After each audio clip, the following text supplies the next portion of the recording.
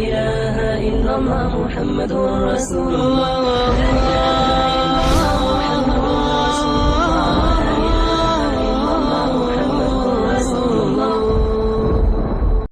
ہمیں تو وہ کہانی بھی اسلام کی غربت کی یاد آتی ہے کہ جب احد کے اندر 70 شہیدوں کے لاشیں پڑے ہوئے ہیں تو حضرت صفیہ حضور کی پھپھی اپنے بھائی حمزہ کے لیے 2 چادریں لے کر کے کفن کی آتی ہے، تو حضور علیہ السلام نے فرمایا کہ جس قبر میں حمزہ کو دفن کیا جائے اسی قبر میں مصعب بن عمیر کو بھی کفن دیا جائے اور دفن کیا جائے، اور کہا میرے چچا کے لیے اس کی جو بہن میری پھپھو جو 2 چادریں لے آئی ہے، کہا 1 چادر ہم مصعب بن عمیر کو دیں گے۔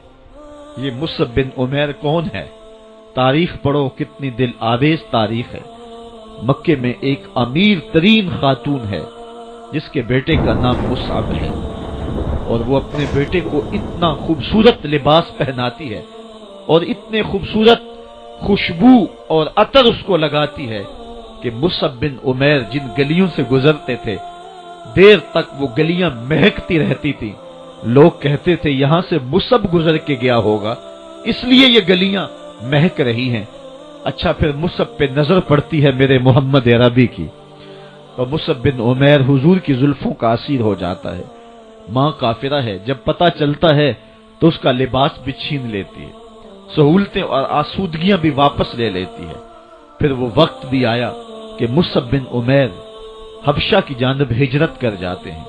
مکے کے حالات کچھ تھوڑے سے خوشگوار نظر آئے تو وہ حبشہ سے واپس مکے جب پلٹے تو ان کے بدن پہ جو چادر تھی وہ جگہ جگہ سے پھٹی ہوئی تھی۔ میرے آقا کریم علیہ السلام نے دیکھا تو حضور کی آنکھوں میں آنسو ٹپکنے لگے۔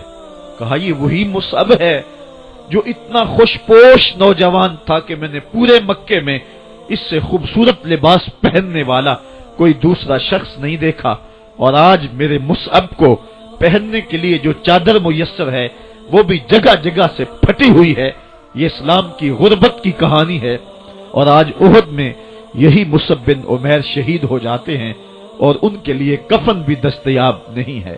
حضور نے کہا جو میرے چچا کے لیے 2 چادریں لائی ہیں ان میں سے ایک کا کفن مصعب کو دے دو نا، اور دوسری چادر سے کفن میرے چچا کو دے دیا جائے۔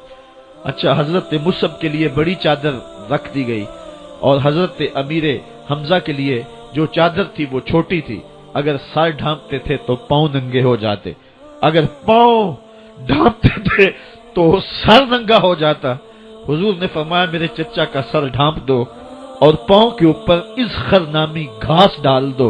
میں یہ اسلام کی غربت کی کہانی تمہیں سنا رہا ہوں، جب میرے رسول کے چچا کے لیے پورے کفن کا ٹکڑا بھی دستیاب نہیں تھا، اسلام اس وقت بھی عزت پا گیا تھا، اسلام اس وقت بھی ذلیل نہیں تھا، اسلام اس وقت بھی سربلند تھا۔ یا حامل القرآن قد خصك الرحمن بالفضل والتيجان والروح والريحان، يا حامل القرآن قد خصك الرحمن بالفضل والتيجان۔ يا ربي شكرا هديت قلبي شكرا نورت دربي شكرا شكرا يا رب شكرا يا ربي شكرا هديت قلبي